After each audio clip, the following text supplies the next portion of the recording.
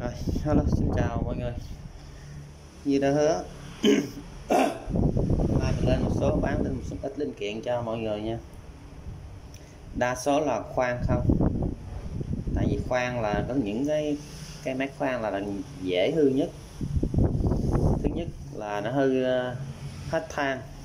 Những con motor này nó hết than nha mọi người. Đương nhiên bên nước người ta xài về tới mình là than nó còn khoảng tầm này thôi nha mọi người. Đây,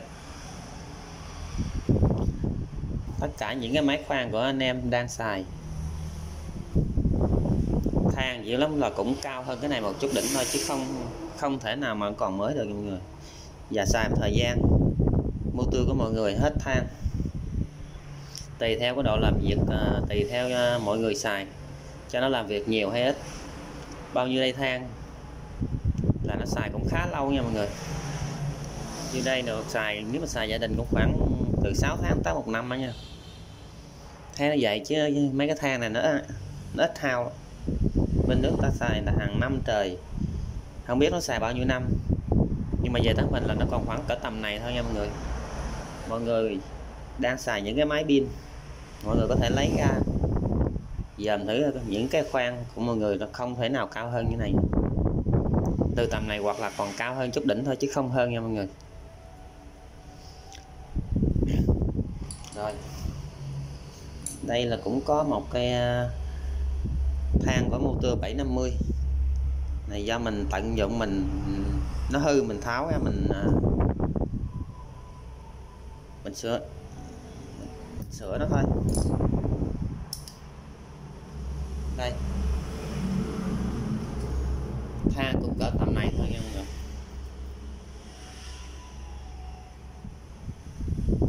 Đây, nhìn nó còn mới thế nhưng mà than nó cũng còn cỡ này thôi, mọi người thấy không? Nhưng do cái motor này nó bể từ, cho nên về mình là nó không chạy, mình phải bung nó ra. Mình có thể lấy than của nó thay cho những cái motor khác, hoặc là cái rotor nó còn y xì nha mọi người. Đây nó bể miếng 500 là nó bể một góc thôi, nhưng mà nó vẫn còn chạy. Và motor này mình cũng không bán đâu mọi người, để có thể mình lấy than, tận dụng than của nó vẫn còn chạy.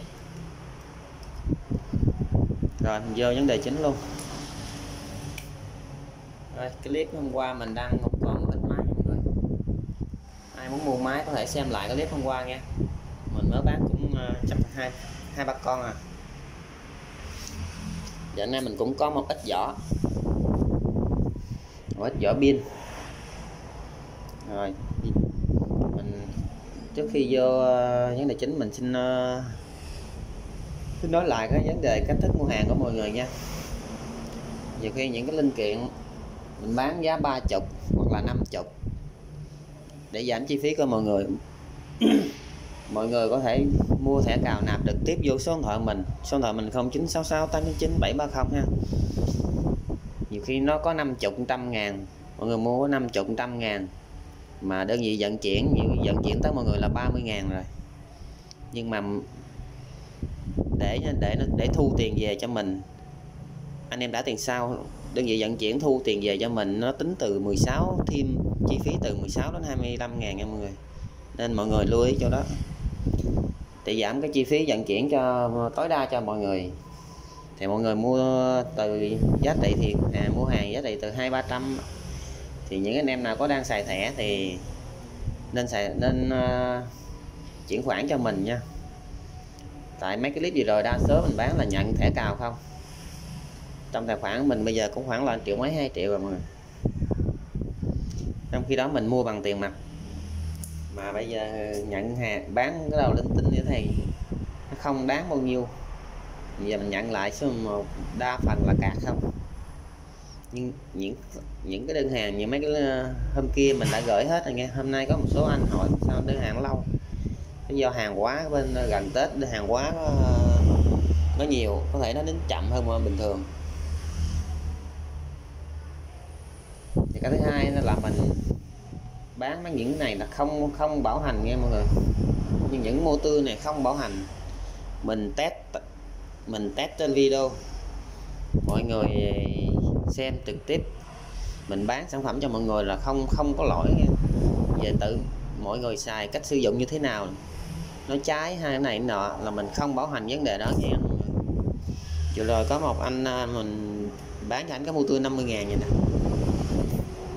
mình test trên video mà vẫn chạy sẵn, là mình để sẵn vài phút luôn vẫn không sao, mà về ảnh sử dụng như thế nào mà anh nói mình chỉ có vài phút là anh trái motor. Ý ảnh muốn mình bảo hành cho anh ta. Sẵn đây mình nói luôn nha, mình không bảo hành những cái motor là không bảo hành những sản phẩm linh kiện này. Anh em thấy được mua, dù than nó còn bao nhiêu thì mình nói nó còn bao nhiêu. Tất cả những cái khoan của mọi người cũng cỡ tầm này hoặc hơn chút đỉnh thôi chứ không hơn đâu nha. Cho nên anh em xài 6 tháng 5 rồi đến hết than. Và mình không bảo hành những sản phẩm này nha mọi người. Ở đâu cũng vậy, tất cả những sản phẩm dù mới luôn cũng không ai bảo hành.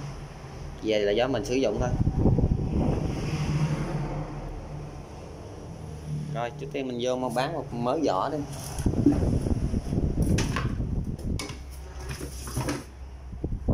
Đây.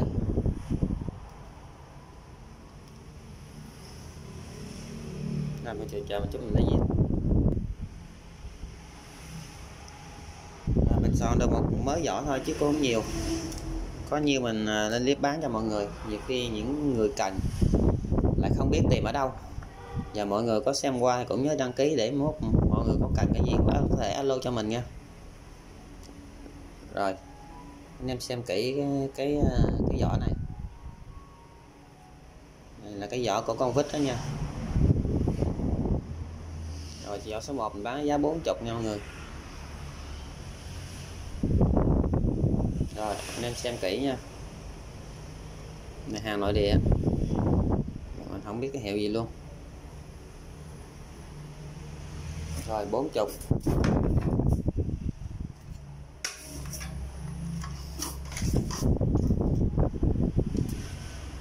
Số 2 là một con cái vỏ không nha mọi người, với cái đầu khoan. Cái đầu khoan không mình đã bán là 30 rồi, cộng thêm cái vỏ.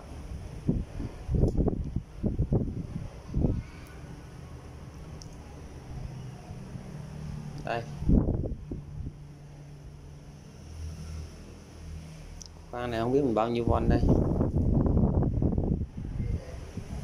Đầu 10 ly 650. Số 2 mình bán giá 50. Rồi những ai đang xài bể vỏ cần lấy đầu khoan hay gì. Rồi số 2.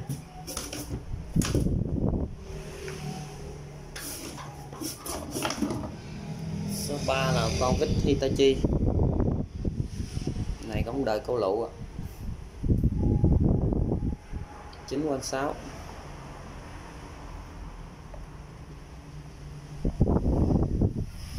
Vẫn còn một số người xài những cái này chứ không phải không có đâu nha mọi người.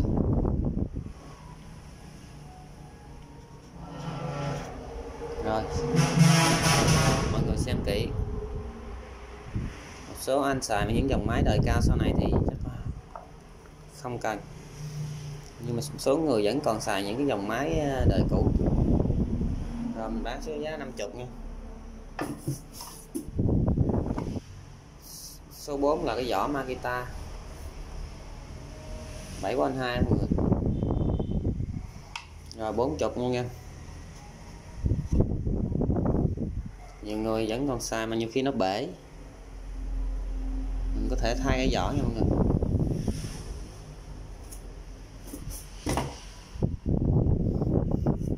Còn số 5 là cái vỏ của Makita 6205. 6205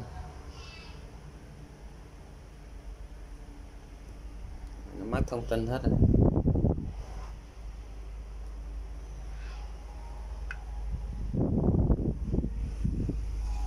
Đây, vỏ cũng còn đẹp nha mọi người. Xài than ngoài đây nè.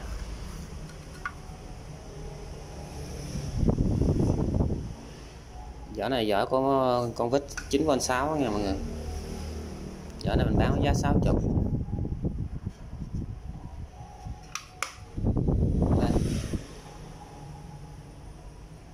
Có mớ của thằng Makita này không biết nó vừa không, nó na ná không biết.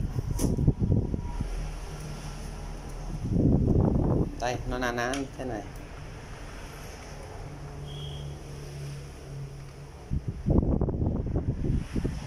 Đây nhưng mà cái này đầu nó tròn, còn cái này đầu nó vuông này, nó có bốn con ốc nằm phía trên.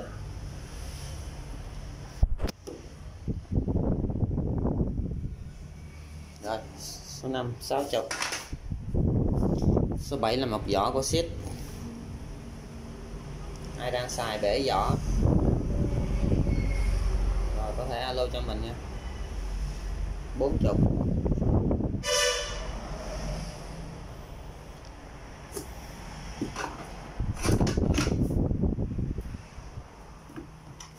Này số 6, này số 7 nha. Vỏ xít rồi vỏ số 7. Đây cái vỏ của cái khoang Makita 9V 6. Đây mấy cái clip trước như mình có bán mấy con rồi vậy, cho nên bán 50 nha.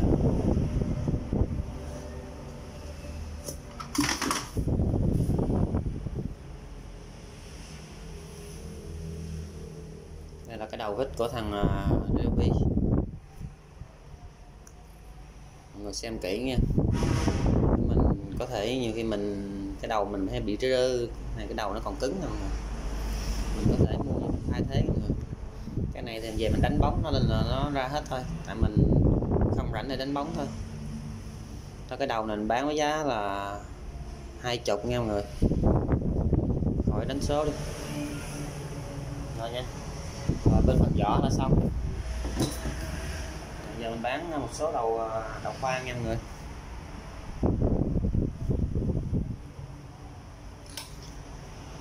Rồi tất cả cái đầu khoan này mình bán đồng giá là 30.000 một đầu, không kẹt nha mọi người, không kẹt đâu nha.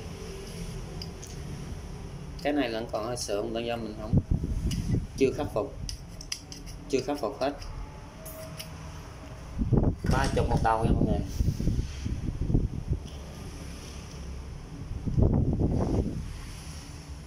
Đây là số 1 này, số 2 đi. 30 một đầu nha mọi người. Đây mình lấy nó ra đây. Cái đầu khoan này còn hơn mọi người, vẫn còn xài á.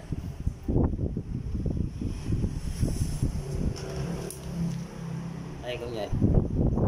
Đây của con vừa rồi nè, sao không thấy anh kia điện. Đây mình tháo nó ra đây. 1 2 3 4. Số 5. Đầu này còn khá đẹp.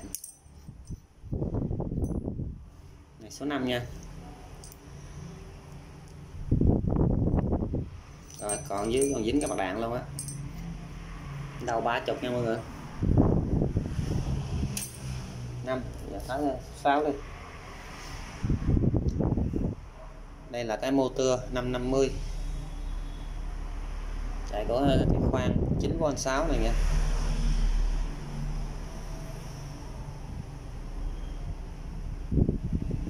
Cháo quá mọi người không thấy. Rồi ok mình test luôn nha. Những motor lúc nào mình cũng test hết nha mọi người. Test sống mình mới bán cho mọi người, chứ mình đâu có để bán mình không test mà mình để mình bán cho người đâu.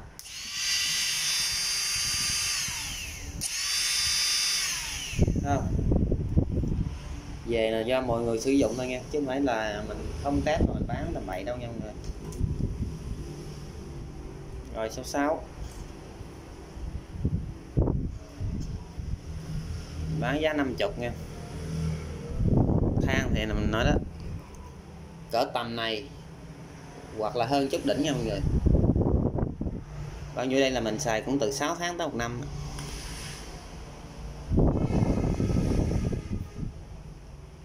Đây lại thêm một cái motor 550. Đa số khoang thì nó xài motor 550 nhiều, xài 750 thì rất ít.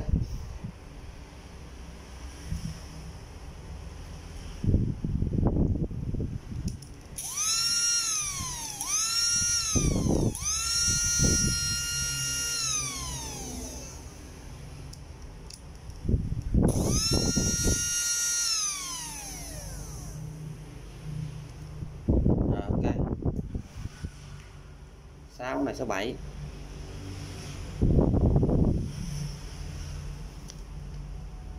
Này là mình bán luôn bộ cái cò nha mọi người. Cò này bấm là chạy. Bán luôn giá là 80. Anh em nào thấy mình đang xài những cái đầu khoan, cây khoan nào nó giống như thế này mình có thể thay nha. Mình test bằng nguồn 12V nha mọi người. 80. Con số 8.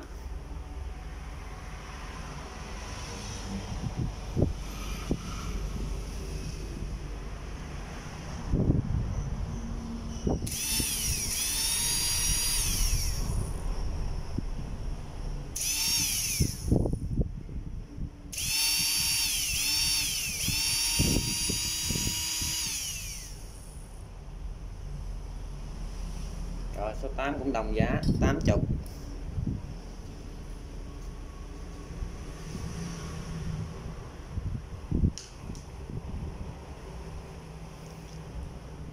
Những motor này mình lấy trong những cái khoang bãi không nha mọi người, chứ không phải mà ở đâu mình có nha mọi người. Cái nào có cò có điều tốc thì mình bán cao hơn chút nha. Để nói cái cò mọi người cạnh kiếm đâu ra mua cò lơn giờ cũng khoảng là 70.000 rồi.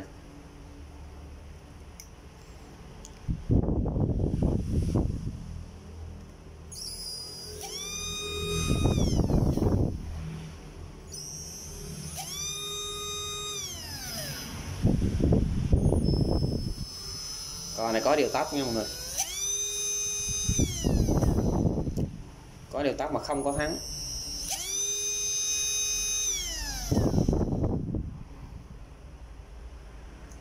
Rồi, có điều tốc.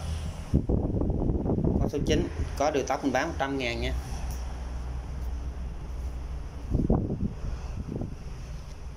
Con này có điều tốc bán 100 nha mọi người.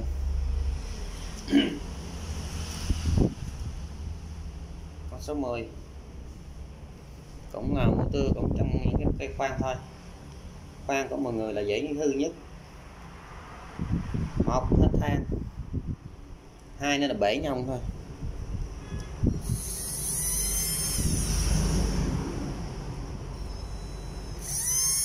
Con này cũng có điều tốc luôn nha mọi người.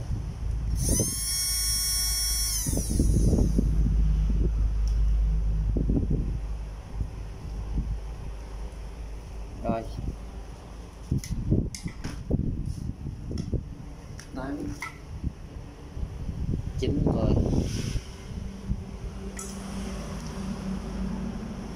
Rồi số 10 100 luôn. Có điều tốc nha mọi người. Motor thì còn tận dụng được. Thì cò anh em có thể mình chế gì mình chế ha.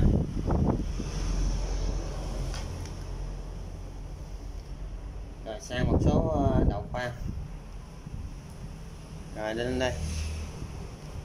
Cái này mình chưa vệ sinh.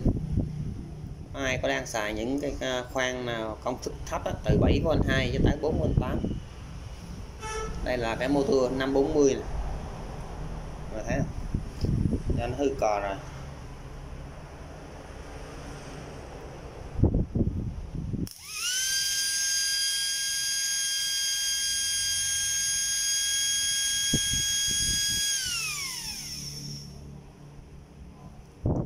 Rồi số 11 mình bán con bán 100.000 luôn nha. 100.000 mọi người lấy được gì? Một motor mình có thể chế đồ linh tinh được. Trong đây nó có 2 lớp nhông, một nhông thép, hai là cái lớp nhông nhựa như thế này. Những cái nhông này mọi người xài hay tháo ra lắp, không tháo ra lắp vào á, không đúng nó là nó rất dễ bể nha mọi người. Còn cái đầu khoan thì 30.000 một cái. Đây mình bán giá 100.000 cho mọi người ha. Mình có thể thay thế, có thể lấy cái gì lấy, nhông, đầu khoan, motor. Rồi 11 12 là những cái đầu khoan, những cái đầu khoan. Cái này đầu này nó kẹt rồi. Mình có thời gian ngâm dầu mà mình không có chất chống reset, mình xịt vào. Mọi người có chất reset thì mọi người xịt vào thì nó mình gõ vòng vòng đi, có thể nó ra nha mọi người. Rồi đây, những cái đầu khoan này mình bán với giá là 70.000. 70.000 mọi người lấy được gì, cũng có 2 lớp nhông này thôi, đến lúc cần mọi người kiếm cũng không có. Mình xài gia đình, nhiều khi nó hư nhông, nó bể nhông, bể một cái nhông nữa. Mọi người kiếm ở đâu? Đây, những cái nhông nhựa như thế này. Ở đây mình có thể tận dụng lấy nó qua mình thay nó lại. Đây, nó giống y hệt với nhau nè, mình thấy không, cốt nó cũng như vậy luôn đó.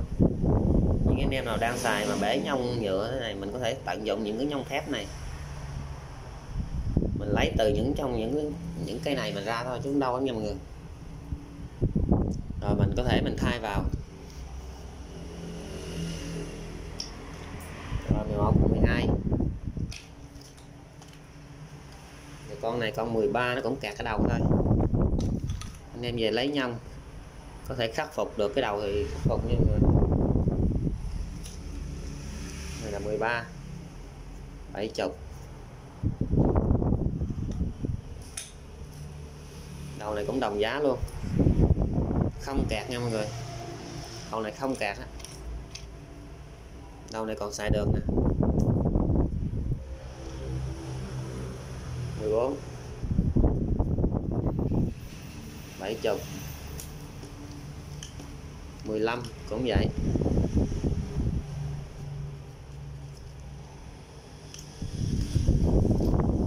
18. 8 là con khoan này 22, có 22 cấp trượt con khoan. Đầu nó cũng kẹt. Đây mọi người thấy không? Trong đây nó có 2 lớp nữa nhau, nó xài khoan này nó xài nhông thép không mọi người. Những anh em nào có thể về tận dụng lấy những cái nhông thép của nó này. Rồi chủ yếu mình lấy linh kiện thôi mà. Mình xài nhiều khi của mình nó hư bể mình không biết tìm đâu, mà không lẽ mình đi mua một cái khoan 17 về cũng phải hơn 100.000 một cây. Này 15 nha. Rồi 15 đồng giá hết 70. Ủa, này 16. Rồi xem kỹ những ai đang xài những cái khoan nó xài nhông này, loại nhà nhông này nhông nó hơi cao nha mọi người. Này nhông thép này nó hơi cao nè, nó cao hơn những cái nhông kia nè, thấy không? Rồi đồng giá 70, 16 và 17 cũng 70.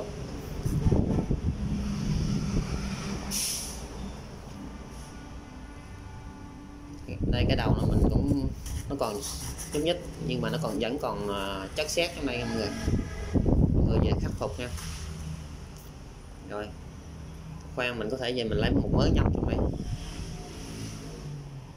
Đây cái này nó cũng có 2 tầng nhông như thế này, 1 nhông nhựa, 2 nhông thép, một lớp ở trên là nhông nhựa, lớp dưới là nhông thép nha mọi người. Có khoan để xài nhông thép không. Rồi 17. Rồi những motor này mình không bán nha. Motor này nó có 4V8 mà mình test 12V nó vẫn chạy không cháy, mà không biết sao không. Có anh về anh xài mà nó cháy nên là mình bảo hành, mình không biết mình bảo hành cho anh cái gì. Motor bán có 50.000.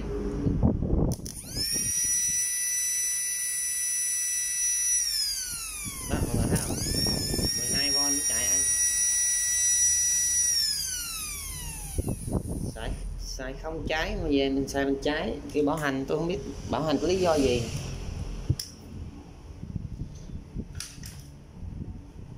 Và đây là mình có cái cây, không biết cái này công năng nó để làm cái gì, mình đăng cho anh em tham khảo. Có những anh em thợ nào đang cần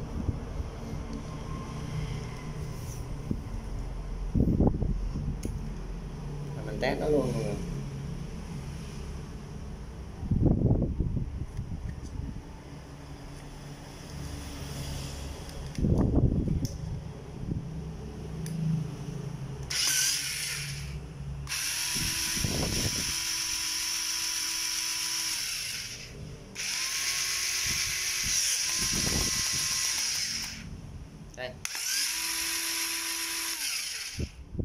ra chạy vào như thế.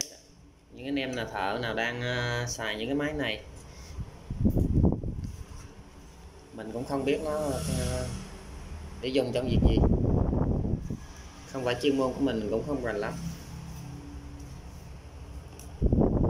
Số 18 con này bán giá là 180.000 nha.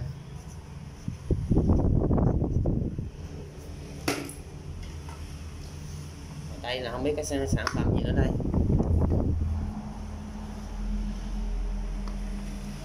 Nhưng mà mình để về cho mình bán cái motor cho anh em. Motor ở đây mình có thể về mình chế được gì mình chế nha. Mình motor này như nó tua nó chậm nha mọi người, anh em về có thể chế đâu là được. Con này còn cơ, bấm vô là chạy thôi nha. Bán cho anh em về chế, có ai có làm gì có chế gì chế. Đây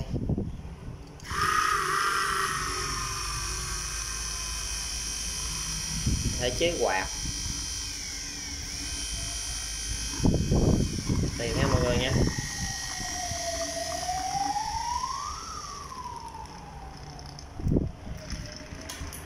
Rồi con 19 mình có bán giá 150 nha mọi người.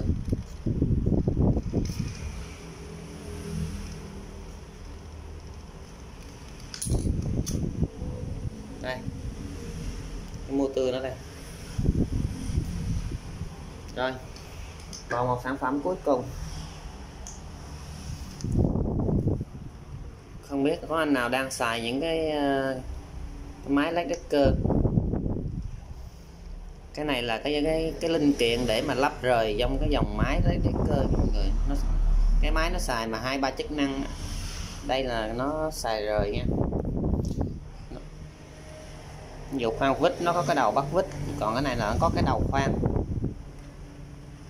nhưng mà cái đầu khoan này nó cũng còn hơi kẹt. Thì anh em nào đang xài những cái máy này thì có thể về mình xử lý như này luôn nha. Nhiều khi cần mà đi kiếm không ra đâu mọi người.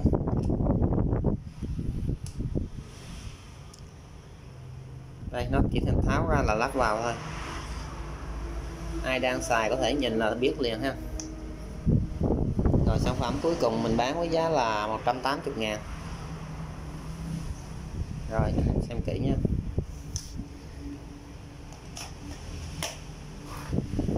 Rồi hôm nay mình có một ít sản phẩm đó thôi. Ai cần gì cái alo mình, số điện thoại mình là 0966 89730. Rồi những anh em xem nhớ đăng ký. Và mình có thể đôi lúc mình sẽ rất cần đến những cái thứ này nha mọi người. Mình xài nhiều khi mình có một cây 2 cây để trong nhà, đến lúc nó hư mình không thể là ngoài thị trường mình không thể tìm được. Motor mới thì họ có bán đầy nhưng mà đảm bảo công suất và hiệu quả nó không bằng những cái motor bãi này. Rồi anh em xem cái gì alo mình nha. Rồi chào tạm biệt.